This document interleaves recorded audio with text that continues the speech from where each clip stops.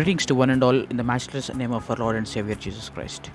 A blessed Pentecost Sunday to one and all. It is our joy and honor as a Dauntless Pulpit team to have Reverend Dr. David Samuel preaching from the Word of God today amidst us. He is basically from Tamil Nadu, from the Church of South India.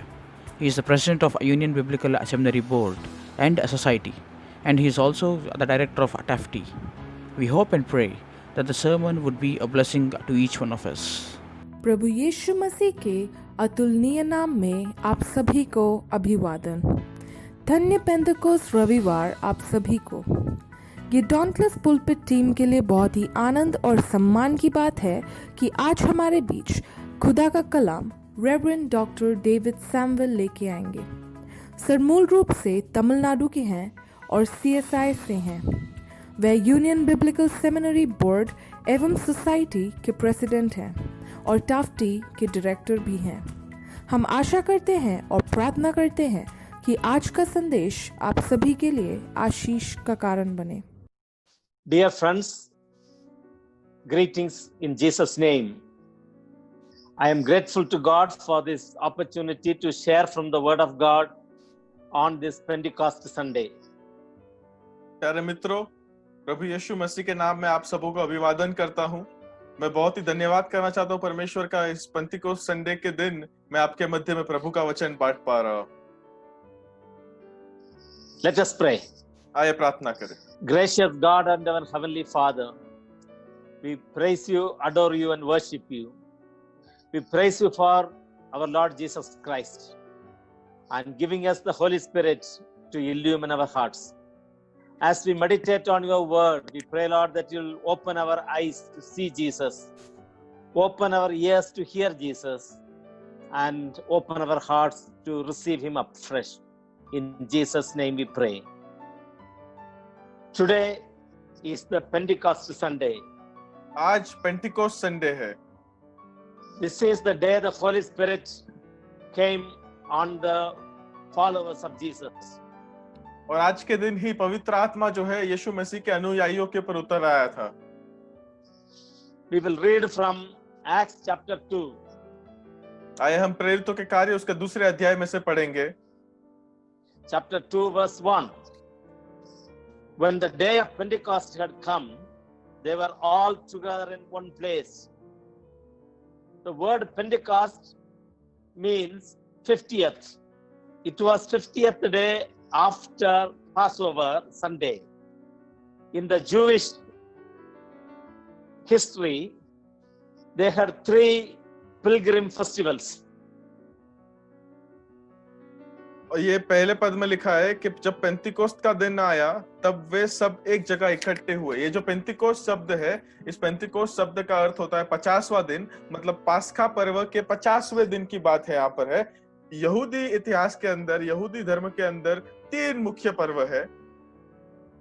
Pentecost is one of those pilgrim festivals when Jewish people from all over the world came to Jerusalem to worship God. और ये Pentecost का Sunday, Pentecost का इतवार भी वो 3 मुख्य त्योहारों में से एक है जब पूरे दुनिया में से यहूदी लोग यरूशलेम में आके परमेश्वर की आराधना करने के लिए आते थे। It was initially a harvest festival. सचमुच में पहले तो इसे कटाई के पर्व के तौर पे मनाया जाता था। It was after 7 weeks after Passover, so they called it the Feast of the Weeks. और ये पास्का पर्व के 7 हफ्तों के बाद था, इसीलिए इसको सप्ताहों का पर्व के तौर पे मनाया जाता था। But eventually, Pentecost was also associated with God's giving the covenant law at Mount Sinai. और फिर उसके बाद हम देखते हैं कि सिनाई पर्वत के ऊपर जो परमेश्वर ने जो नियम दिए थे, उसके साथ भी ये पेंटिकोस्ट के इतवार का संबंध है। These 2 things have implications for the coming of the Holy Spirit on the day of the Pentecost. और इन दोनों के साथ से हम ये लागू कर सकते हैं, हम ये सीख सकते हैं कि पवित्र आत्मा किस प्रकार पेंटिकोस्ट के दिन ही चेलों पर उतर आया। What happened on that day? उस दिन दरअसल में क्या हुआ? Let us look at verses 2 and 3. आइए हम दूसरे और तीसरे पद And को पढ़ेंगे। suddenly from heaven there came a sound like the rush of a violent wind, and it filled the entire house where they were sitting.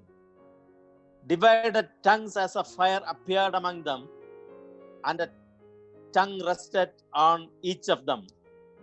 एकाएक आकाश से बड़ी आंधी की सनसनाहट का शब्द हुआ और उससे सारा घर जहां वे बैठे थे गूंज गया, और उन्हें आग की सी जीभें फटती हुई दिखाई दी और उनमें से हर एक एक पर आ ठहरी।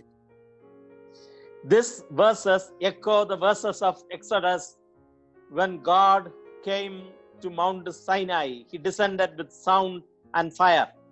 और ये जो आयत है, ये जो शब्द है, वो निर्गमन की आयत से संबंध धराते हैं, जहां पर जब सिनाई पर्वत पर परमेश्वर के आना हुआ और उस परमेश्वर के आने के साथ साथ आंधी जैसी सनसनाहट की हवा और आग का वर्णन किया गया है। It was a miracle of sound because a sound like the violent wind filled the room where they were sitting. ये आवाज का एक चमत्कार था, क्योंकि ये सनसनाहट की जो आवाज थी जिस घर में वो बैठे थे वहां पर वो गूंज उठा। It was also a miracle of sight. It's a visual miracle because they saw something that looked like fire. और ये देखने का भी, नजर का भी एक चमत्कार था, क्योंकि उनको दिखाई पड़ा कि आग जैसा कुछ नीचे आ रहा है। Then there was a third miracle. और वहां पर तीसरा एक चमत्कार भी था। It was a oral miracle, a miracle of communication. ये मौखिक चमत्कार था, एक ऐसा चमत्कार था जो संचार के साथ था। The people who gathered heard the disciples speak in their own languages. जो लोग वहां पर इकट्ठा हुए थे, उन लोगों ने चेलों को अपनी अपनी खुद की भाषाओं में बोलते हुए सुना। They spoke the languages they have not learned.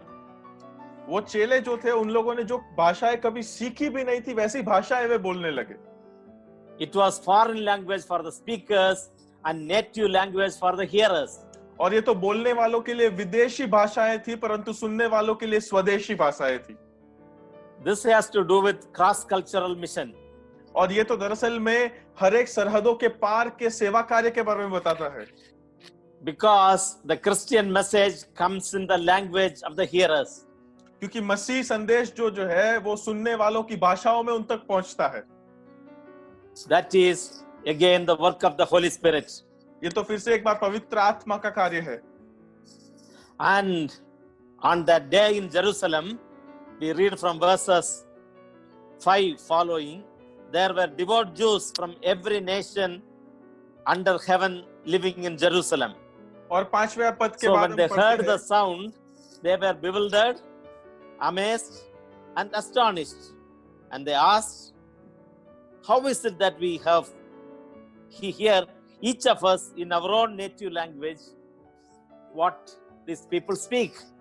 So it is really a miracle for the people who gathered there. और वहां पर हम पाते हैं कि यरूशलेम में, अगर पांचवें पद से आगे पढ़ेंगे तो वहां पर लिखा है कि पूरी दुनिया में से, हर एक देश में से यहूदी लोग वहां पर जमा हुए थे, और जब वे लोग अन्य भाषा में बोलने लगे, वो लोग अचंभित हो गए, वो बहुत ही आश्चर्यचकित हो गए। वो सोचने लगे कि किस तरह से ये लोग हमारी भाषाओं में बोल रहे हैं, हमें कैसा सुनाई दे रहा है। Verse 9 following, Parthians, Medes, Elamites, residents of Mesopotamia, Judea and Cappadocia and Pontus and Asia, Phrygia, Pamphylia, Egypt and other parts of Libya belonging to Cyrene, and visitors from Rome, both Jews and proselytes, Cretans and Arabs. In our own language we hear them speaking about God's deeds of power. 9वें पद से आगे लिखा है कि हम जो पार्थी और मेदी और एलामी और मेसोपोटामिया और यहूदिया और कपूदिया और पुंतुस और आसिया और फ्रुगिया और पंफूलिया और मिस्र और लीबिया देश जो कुरेन के पास आता है, इन सब देशों के रहने वाले रोमी प्रवासी अर्थात यहूदी और यहूदी मत धारण करने वाले क्रेती और अरबी में है, परंतु हम अपनी भाषाओं में उनसे परमेश्वर के बड़े बड़े कामों की चर्चा सुनते हैं। Filled with the Holy Spirit, they were proclaiming the mighty deeds and acts of God. और पवित्र आत्मा से भरपूर होकर वे परमेश्वर के हर एक महान कृत्यों का वहां पर वर्णन कर रहे थे। These mighty acts have to do with Jesus Christ and the Holy Spirit. और ये जो महान कार्य है वो यीशु मसीह और पवित्र आत्मा के बारे में थे। What God has done through Jesus Christ, His life, death and resurrection, and the Holy Spirit, the outpouring of the Holy Spirit. और वहां पर यीशु मसीह के जीवन के बारे में, मृत्यु के बारे में, पुनरुत्थान के बारे में, उसके हर एक कार्य के बारे में और पवित्र आत्मा के कार्य के बारे में वर्णन वहां पर है। And they were amazed and perplexed. और वो बहुत ही अचंभित और आश्चर्यचकित हो चुके थे। Verse 12, some of them said, what does this mean? और 12वें पद में लिखा है कि सब चकित होकर और घबराकर एक दूसरे से कहने लगे कि ये क्या हो रहा है। But others said they were filled with new wine. परंतु दूसरों ने ठट्ठा करते कहा कि वो तो नई मदिरा के नशे में चूर है।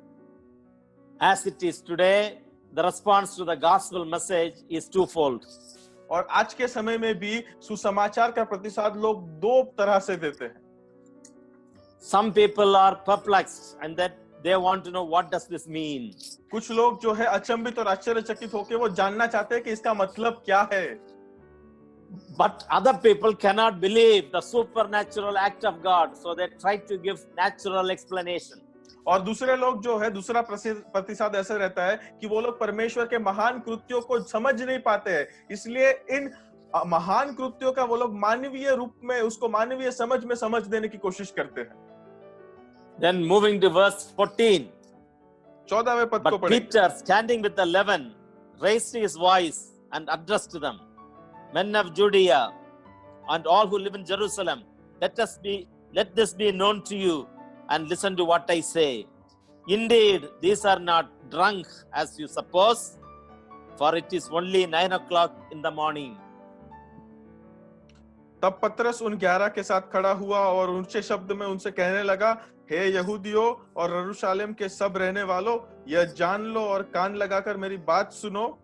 जैसा तुम समझ रहे हो, लोग नशे में नहीं है, क्योंकि अभी तो पहर ही दिन चढ़ा है। Peter stands with the 11, so the ministry was corporate and their ministry was a team ministry. और यहाँ पर लिखा है कि पतरस उन 11 के साथ खड़ा हुआ, मतलब ये तो संयुक्त सेवा थी। And Peter gives a supernatural explanation. और यहाँ पे पतरस एक अजायब जैसा ऐसा प्रतिसाद दे रहा है। His explanation is scriptural.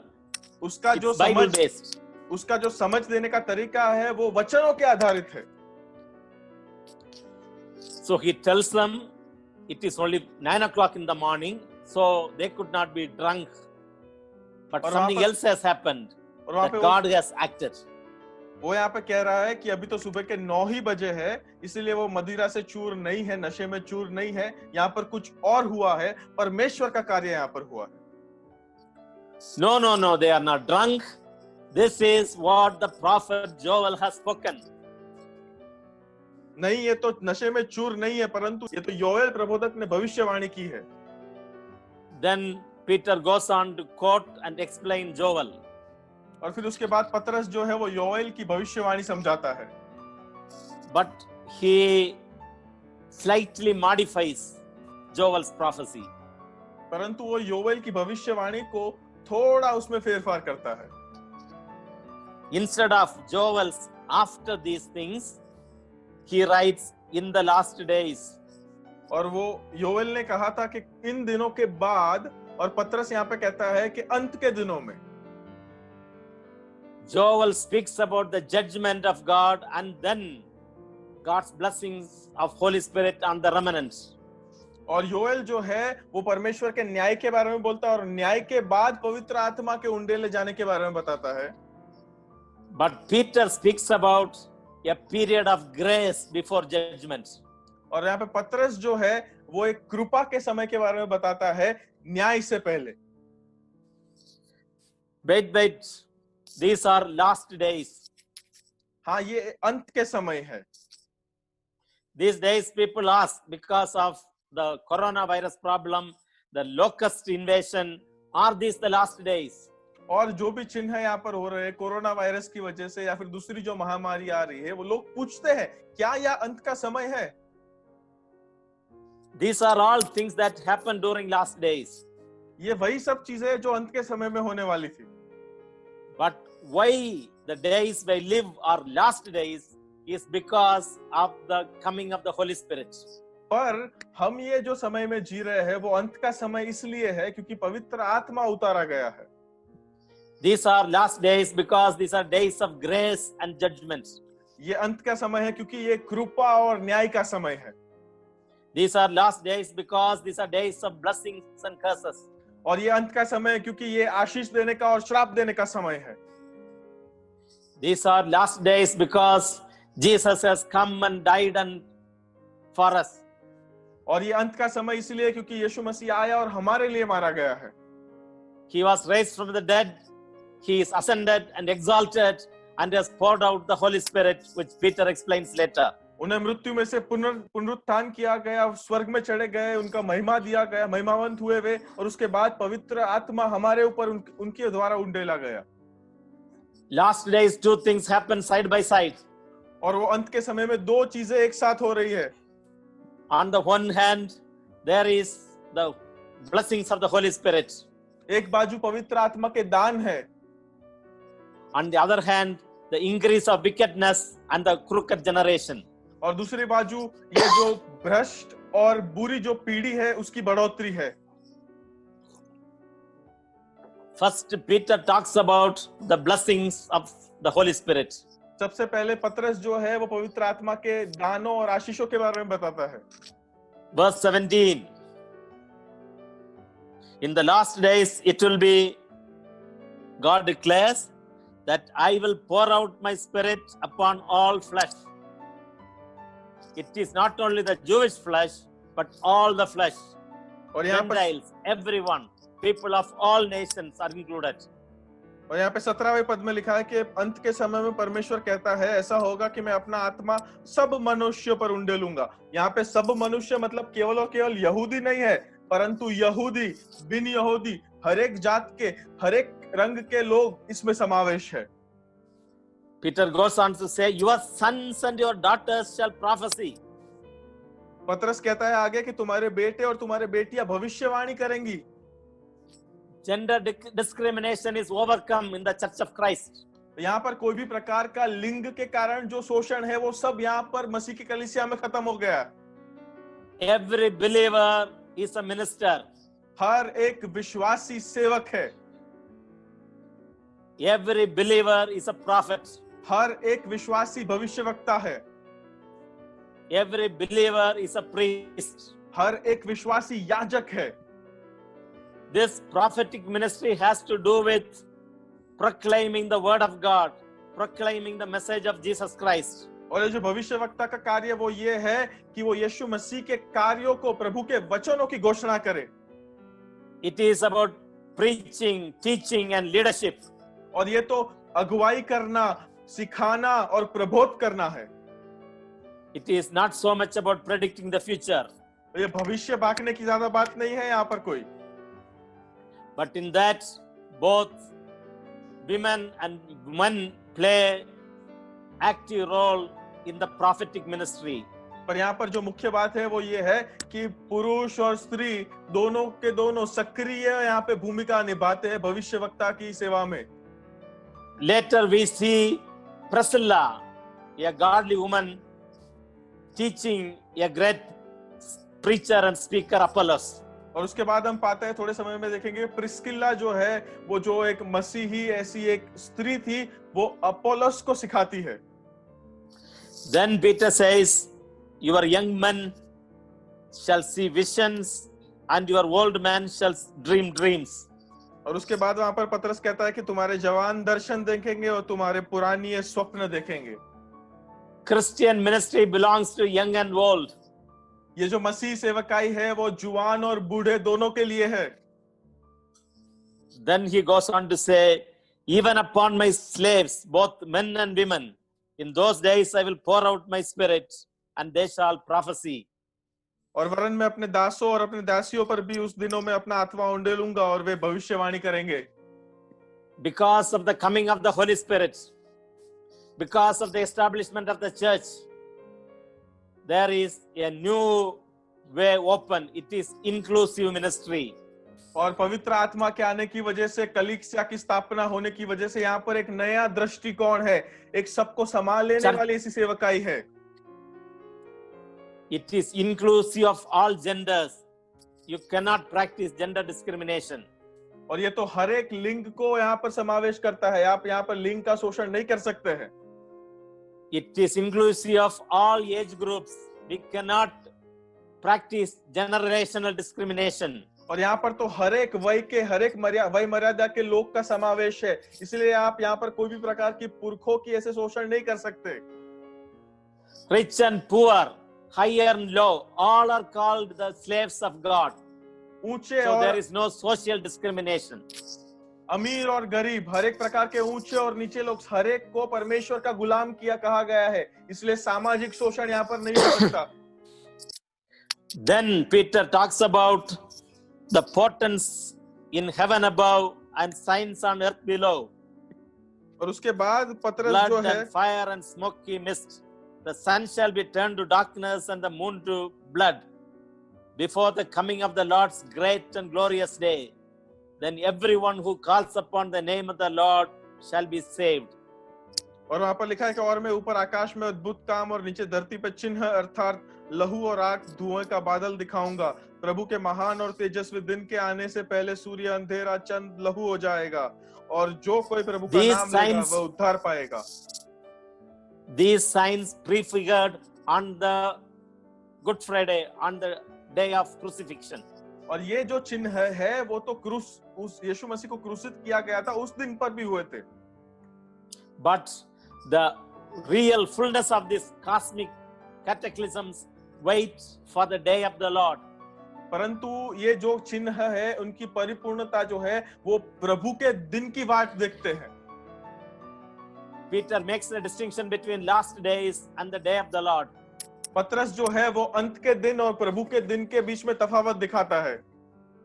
The day of the Lord is a day of judgment on the crooked and the wicked. ये प्रभु का जो दिन है वो उन बुरे और दुष्ट लोगों के ऊपर न्याय का दिन है। But it is a day of salvation for those who call upon the name of the Lord Jesus. पर ये तो उन लोगों के लिए उद्धार का दिन है जो लोग यीशु मसीह को प्रभु के तौर पर अपने जीवन में स्वीकारते हैं। In Joel, the Lord is Yahweh, but in Peter, the Lord is our Lord Jesus Christ. Joel प्रबोधक के अंदर प्रभु जो है वो यहोवा है और पतरस के अंदर, यहाँ पे प्रेरितों के कार्य के अंदर प्रभु यीशु मसीह है।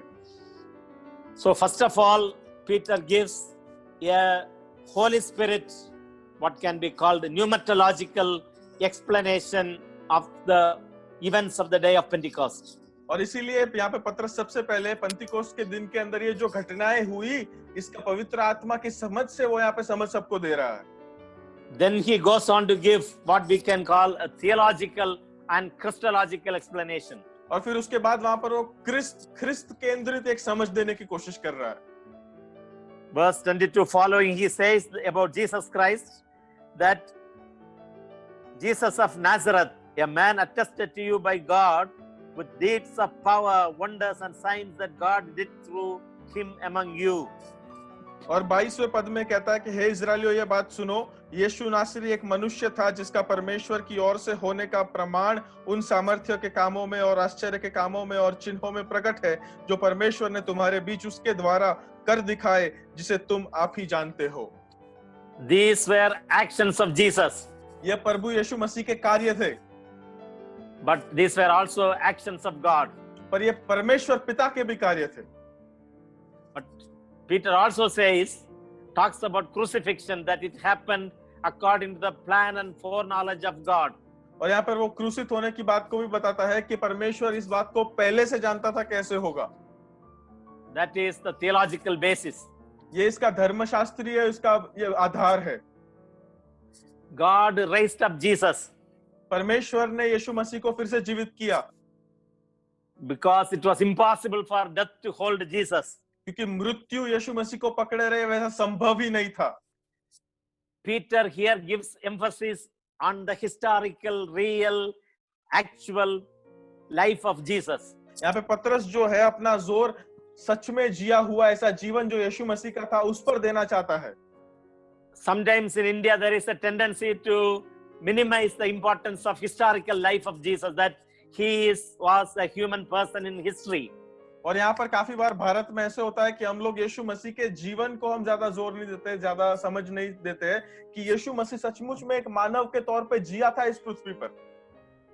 For example, our father of the nation, Mahatma Gandhi, said, whether Jesus lived, died, and rose, that is not as important as the teachings of Jesus. We should follow Jesus. He called Jesus as the supreme, the prince of all satyagrahis, and he admired his teachings, but he failed to see the importance of historical life of Jesus. जैसे कि हमारे देश के पिता महात्मा गांधी कहते हैं कि यीशु मसीह जिए हो, मरे हो या पुनरुत्थित हुए हो, उसका कोई मायना नहीं है, परंतु सबसे मुख्य चीज उनका शिक्षण है। यीशु मसीह जो थे वो सब सत्याग्रहियों के ऊपर के थे, वो सबसे श्रेष्ठ शिक्षण देते थे। इसीलिए हम यहाँ पे देखते हैं कि वो जो है यीशु मसीह का जीवन, मृत्यु और पुनरुत्थान को महत्व न देते हुए केवल और केवल उसके शिक्षण को महत्व देते हैं। Peter then bases his sermon again on scripture. पतरस फिर उसके बाद अपना संदेश को फिर से बाइबल आधारित, शास्त्र आधारित बनाता है। He reads from the Psalms and shows that David did not speak about himself, that is David, but about Jesus Christ. और फिर वो भजन संहिता में से बात करता है और कहता है कि दाऊद ने वहां पर अपने बारे में नहीं परंतु यीशु मसीह के बारे में बताया था। How do we know that David spoke, prophesied about Jesus Christ? Because David died and his grave is still there. But Jesus Christ died, his flesh was not corrupted, he did not go to Hades, he rose from the dead, and he is ascended to the Father, exalted to the right hand of the Father, he rules the world. और यहाँ पर हम कैसे जाने कि दाऊद ने सही कहा था? दाऊद मर गया और उसकी कब्र आज भी हमारे पास है, परंतु यीशु मसीह मारे गए, उनको गाड़ा गया, वो मरने के बाद फिर से जीवित हो गए। यीशु मसीह परमेश्वर के पास वापस चले गए, स्वर्गारोहण हुआ उनका, वे महिमावंत हुए और उन्होंने पवित्र आत्मा भेजा हमारे लिए। This Jesus, Peter says, God raised him up, and we are witnesses for this.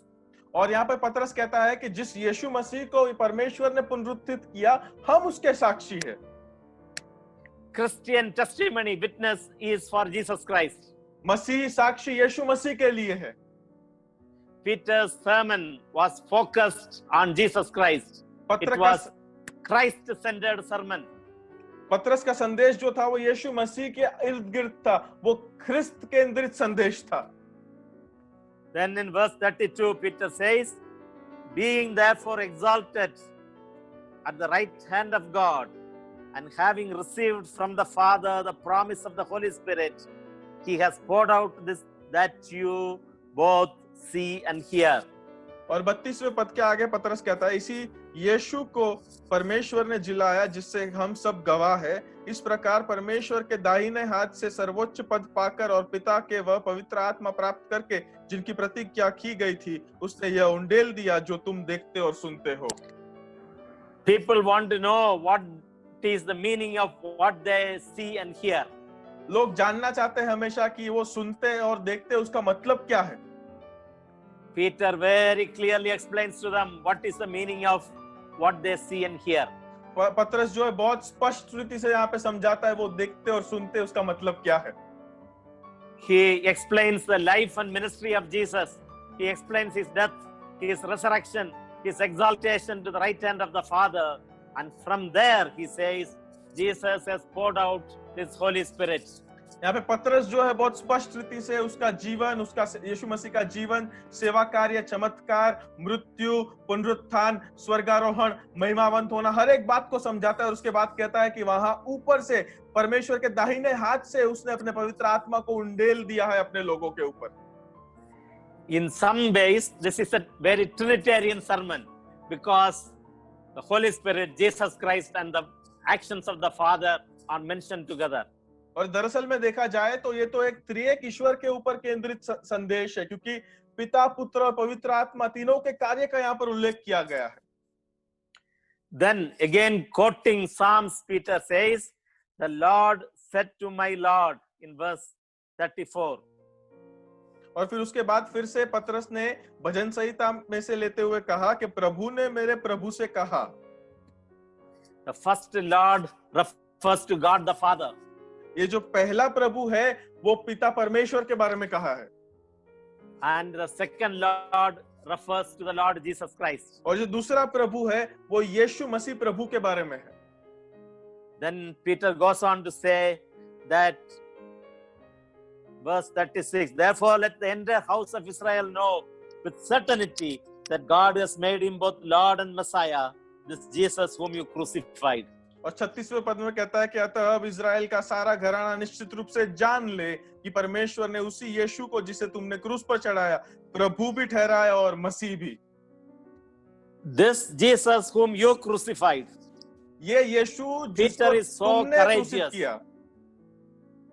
The coward Peter who denied Jesus now so courageously tell the Jewish crowd, you crucified this Jesus.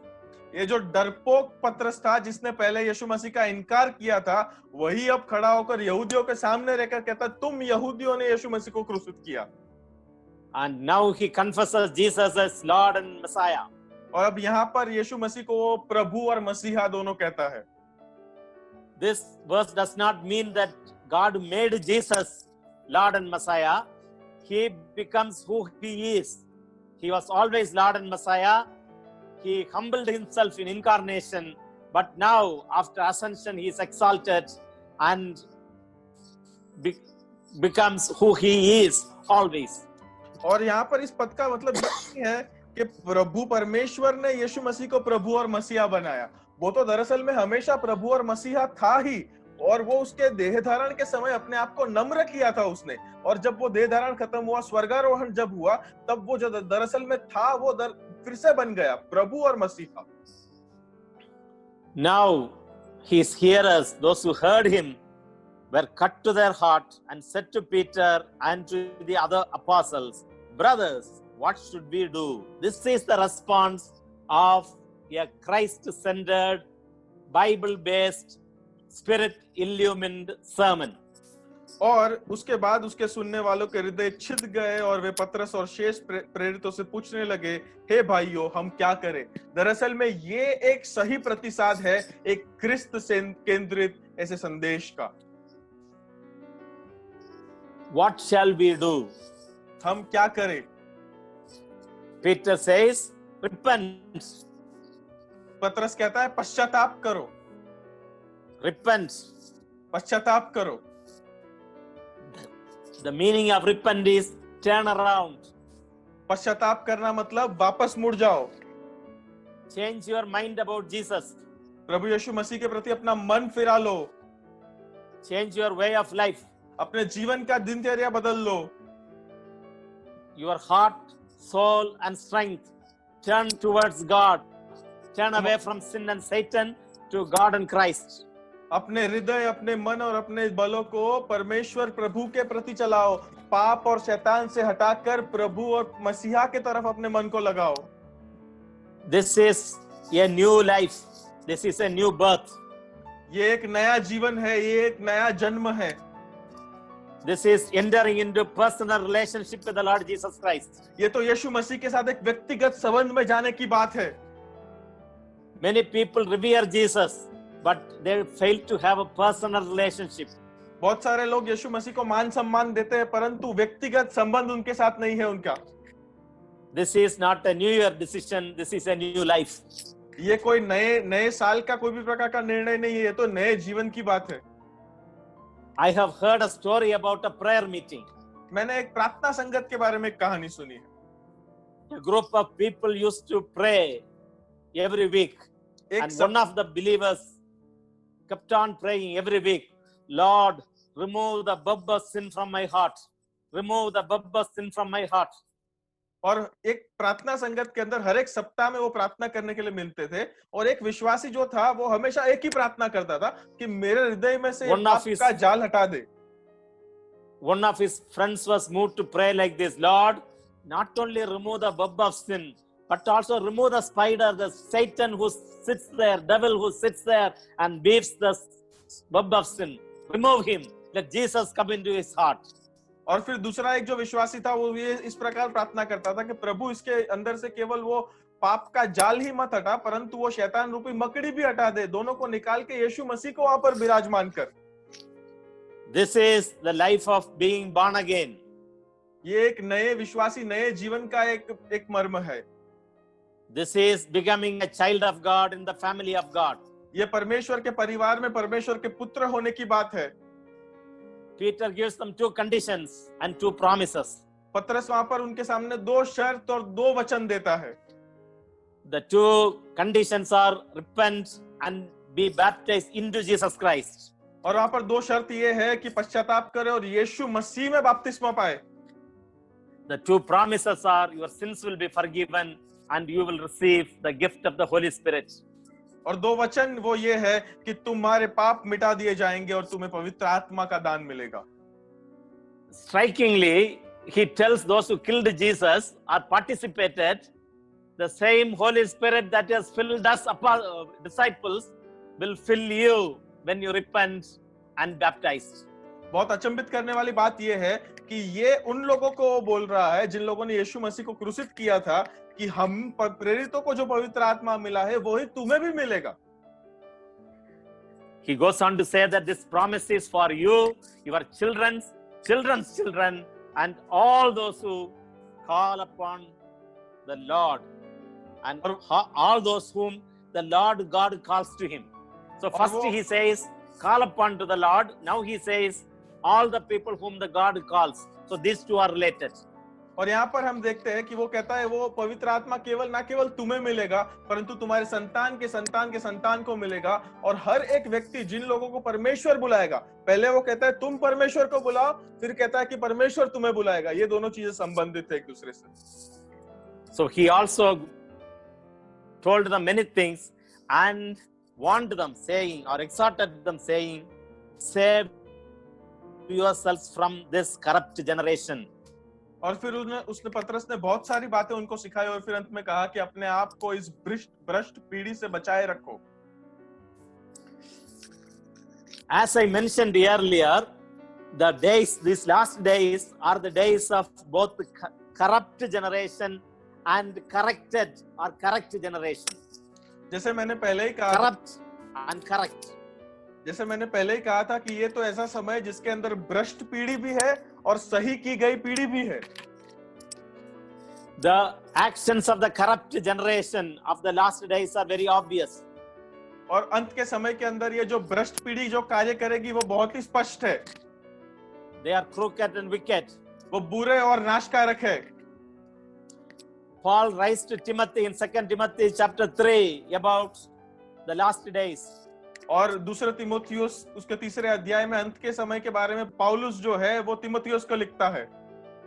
The people will be self-seeking, money-minded, instead of lovers of God, lovers of the world and money. They will be pleasure-seeking, disobedient, callous. Their love will grow cold. But most importantly, he even talks about the church and says that they will have the form of religion, but they will deny the power of God. और वहां पर वो कहता है कि अंत के समय में बहुत ही स्वार्थी लोग हो जाने वाले हैं जो परमेश्वर को न ढूंढेंगे परंतु पैसों के पीछे लगेंगे, अपने आप के बारे में सोचते रहेंगे। और सबसे महत्वपूर्ण बात वो ये कहता है कि वो कलीसिया के बारे में बताता है कि कलीसिया में भी वो केवल और केवल एक धर्म बना के रखेंगे उसको। Jesus himself said, in the last days, false prophets will come and mislead you. यीशु मसीह ने खुद They will कहा give you था false teaching. कि अंत के समय के अंदर झूठे भविष्यवक्ता आके तुम्हें झूठे शिक्षण देंगे। So the recent coronavirus has exposed and brought to light the corruptions of this generation. और इसीलिए ये जो कोरोना वायरस है इसने इस भ्रष्ट पीढ़ी के भ्रष्ट कार्यों को सबके सामने प्रकट कर दिया है। The drunkenness, the abuse, the children are kidnapped and sold for labor and into prostitution, pornography, lot of evils that has affected our society. और हमारे समाज को जिन जिन बुरी चीजों ने बुरा करके रखा है, असर करके रखी है, जैसे कि बच्चों को बेचकर उनको गुलामगिरी में डालना या फिर उनको वेश्यापंथी में उनको शामिल करना या फिर अलग अलग जो बुरे चलचित्रों की बात है, इन सब बातों को भी प्रकट किया गया है। Because we are all locked up, we talk too much about coronavirus, and that is rightly. और हम जो अभी बंद कर दिए गए हैं, हम सब बंद में है, हम सब केवल कोरोना वायरस की बात कर रहे हैं, और ये सही है। But we fail to understand this virus most probably is produced in a lab. परंतु शायद हम ये समझना भूल गए कि ये जो वायरस है ज्यादातर ये एक लैब में बनाया गया है। This virus is carried into different countries through airplanes and ships. और जहाजों के द्वारा, विमानों के द्वारा इस वायरस को अलग अलग पूरी दुनिया में फैलाया गया। Even at this time, nations of the world are involved in creating and inventing and finding even more dangerous virus. और आज के समय में भी अनेक ऐसे देश है, अनेक ऐसे राज्य है जो इससे भी भयंकर वायरसों की खोज में लगे हुए हैं। We have produced mass weapons of mass destruction that can destroy this world many times over. और हमने ऐसे ऐसे हथियारों को बनाया है, ऐसे ऐसे औजारों को बनाया है जो इस विश्व को बारंबार नष्ट करने की क्षमता धराता है। People are dying because of hunger, walking on roads, falling down and dying. लोग जो है सड़कों पर चल चल के मर रहे हैं। But still we spend crores of rupees in buying or making weapons of mass destruction. और फिर भी हम क्या करते हैं, हम करोड़ों रुपए खर्च करके ऐसे बड़े बड़े औजार और ऐसे बड़े बड़े हथियारों को खरीदते हैं। People even want to make profit out of this deadly situation. They want to sell more alcohol. They want to make more people mad. They want to make people become violent. The violence has really increased. Domestic violence and abuse is reported from all over. और यहाँ पर हम देखते हैं कि इस महामारी की परिस्थिति में भी लोग अपना पैसा कमाना चाहते हैं। लोग चाहते हैं कि ज्यादा दारू बेची जाए, लोग ज्यादा पागल हो जाए। हम देखेंगे तो घरेलू हिंसा जो है वो ऐसे समय में सबसे ज्यादा दिखाई गई है। But some people on that day, 3,000 people, a lot of people received a message of Jesus and changed from the crooked generation into the correct generation. पर हम देखेंगे कुछ एक ऐसा वर्ग भी है जिन लोगों ने विश्वास किया, जैसे उस पेंतिकोस्त के समय में 3,000 लोग और अनेक ऐसे लोग जो लोग भ्रष्ट। That day 3,000 people received a message of Peter about Jesus Christ and they joined the church. और इन लोगों ने पतरस का संदेश सुना यीशु मसीह के बारे में और कलीसिया में जुड़ गए। So the church increased. और वहां पर कलीसिया की बढ़ोतरी हुई। In the last days, the church is increasing just as the evil is increasing. और अंत के समय में कलीसिया भी उसी तरह से बढ़ रही है जिस तरह से बुराई बढ़ रही है। But the day of the Lord will come. परंतु प्रभु का दिन आएगा। God will put an end to crookedness and corruption. परमेश्वर जो है and violence and falsehood.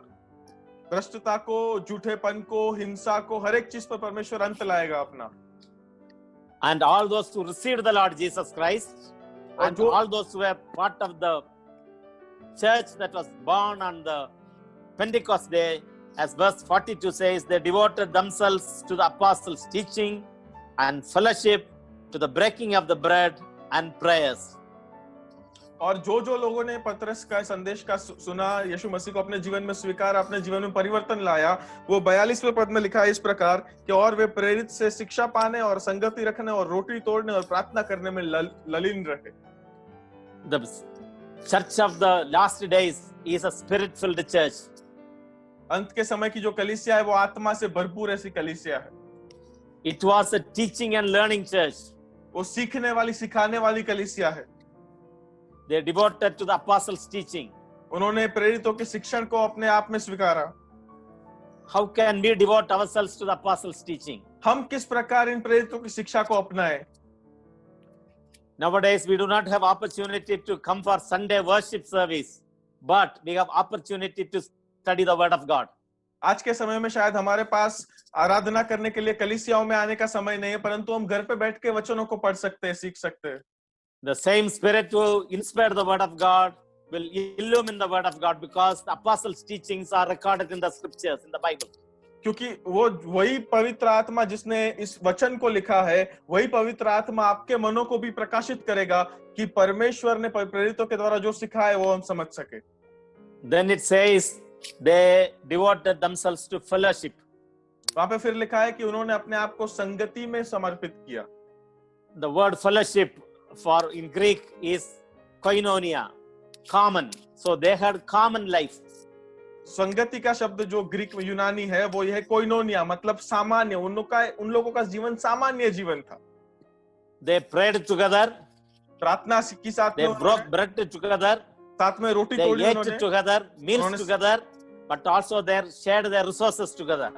उन्होंने साथ में खाया, साथ में पिया, पर उसके साथ साथ उन्होंने अपने जो भी कार्य थे, सामग्री थी, उनको भी साथ में बांट के जिए वे। It says they held all things in common, that is fellowship, and those who had possessions sold their possessions and gave to those in need. So it is a church that could not accept poverty. और वहां पर हमने देखा कि वे हर एक चीज को सामान्य जीवन जी रहे थे, और जिन लोगों के पास संपत्ति थी, जिन लोगों के पास जमीन थी, उन्होंने वे भी बेचकर वो लोग साथ में आ गए और प्रेरितों के पास रखा। ये ऐसी कलीसिया थी जो The गरीबी Spirit- को बर्दाश्त नहीं कर सकती थी। The spirit-filled church cannot accept people dying of hunger. एक आत्मा से भरपूर कलीसिया कभी भी देख नहीं सकती कि लोग भूखमरी से मरे। It is not compulsory communism, it was very voluntary because they were filled with the Holy Spirit. ये कोई फर्जियात बात ऐसी नहीं थी लोगों के लिए, परंतु ये तो केवल और केवल लोग अपने मन से कर रहे थे, क्योंकि वे लोग आत्मा से भरपूर थे।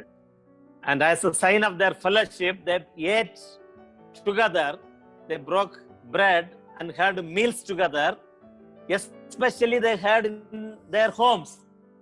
और यहाँ पर मुख्य बात ये है कि वे लोग एक साथ रहते थे, एक साथ खाते थे, एक साथ रोटी तोड़ते थे, और वे लोग एक ही घर में वो लोग रहते थे। Now, the question is, during this period, we are not able to meet together very often. प्रश्न ये है कि इस समय की वजह से हम लोग एक साथ मिल नहीं पा रहे हैं सब लोग।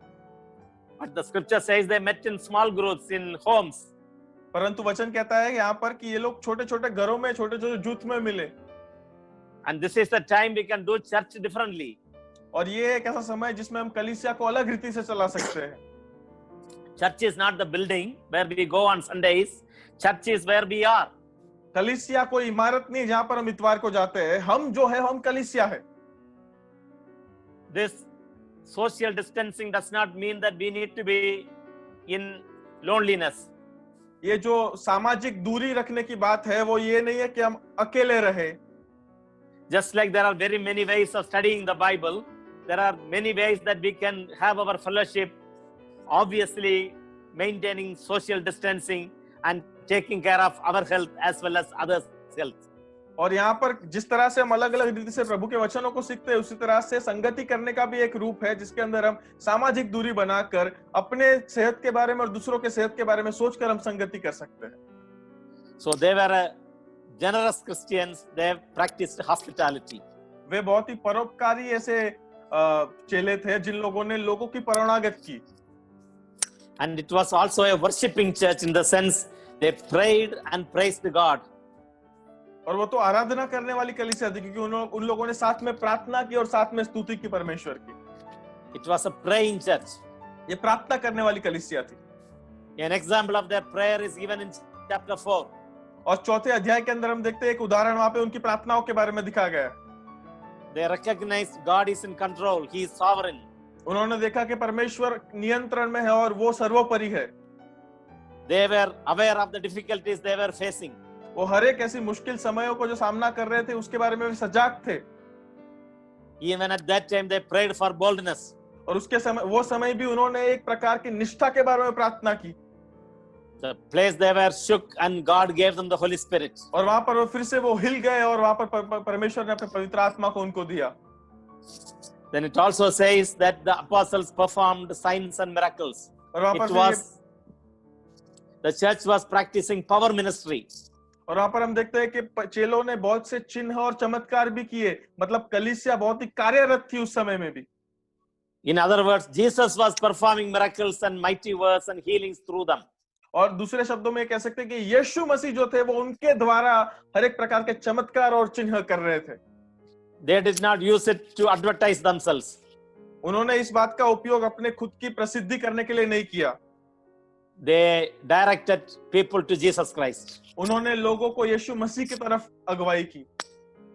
And it was a missionary church. और ये तो सेवा करने वाली कलीसिया थी। It says, last verse 47, that it says they enjoyed the goodwill of the people. और वहां पर 47वें आयत में लिखा है कि वे एक दूसरे के साथ की संगत को वो लोग मनाते थे। And the Lord added to the church those who were being saved. और जो लोग बचाए जाते थे उनको परमेश्वर कलीसिया में जोड़ता था। It is the Lord who adds to the church. परमेश्वर कलीसिया में लोगों को जोड़ता है।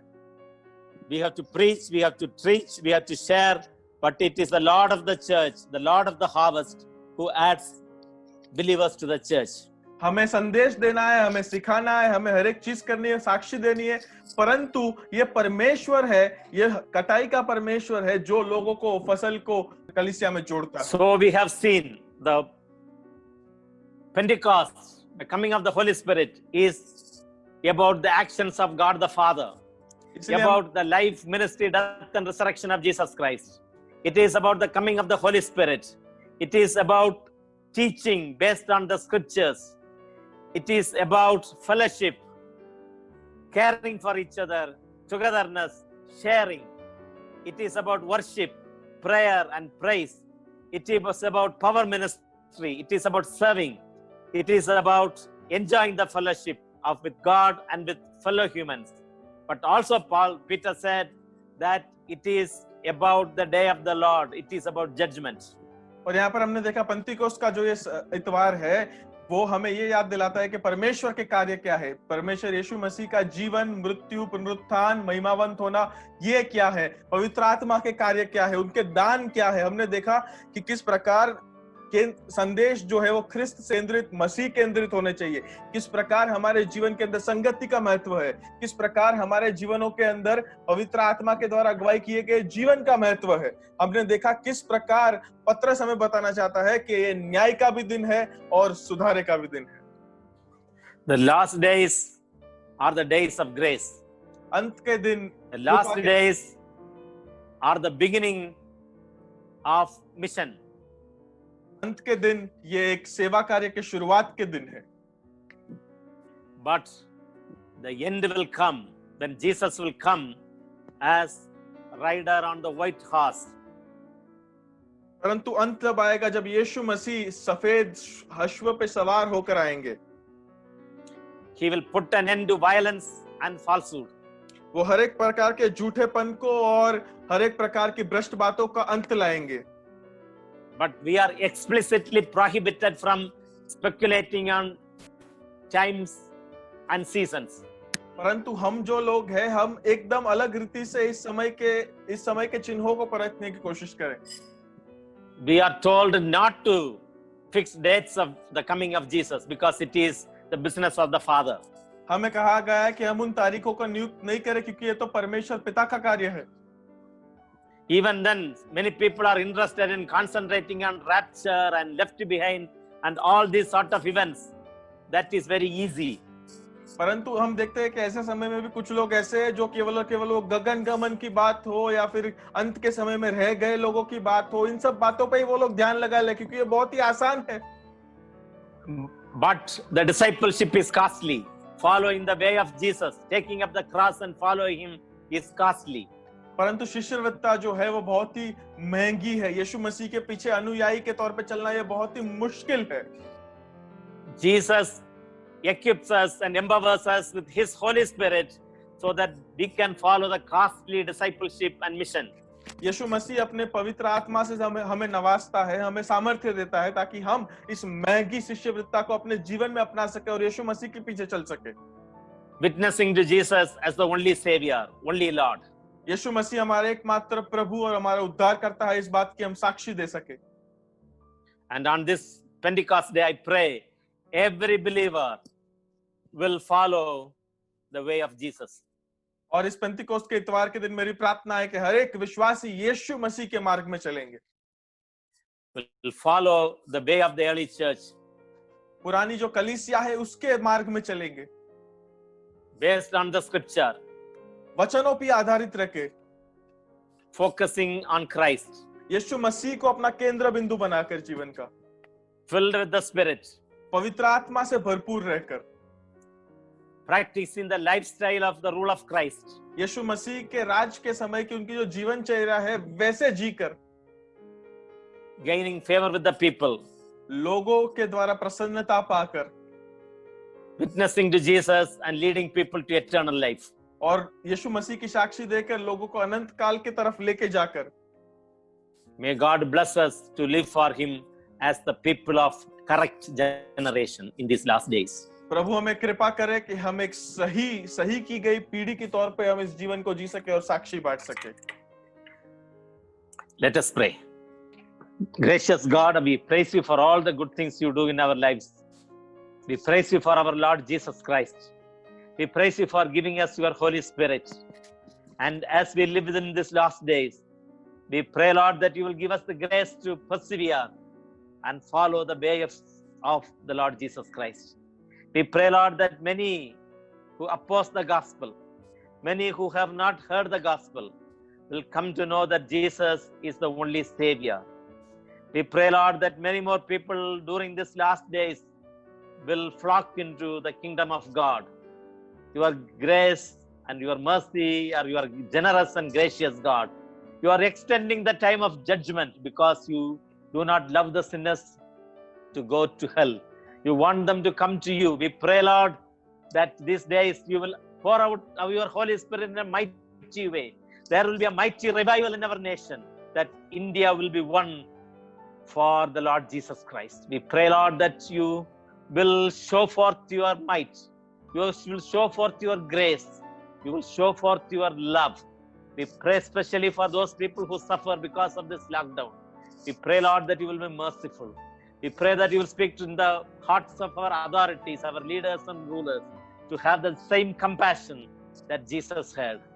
We pray, Lord, that the churches will practice the compassion of Jesus. In all our ministry, we will be doing it because of the compassion of Jesus, not for ourselves. Be with each one who hears your message.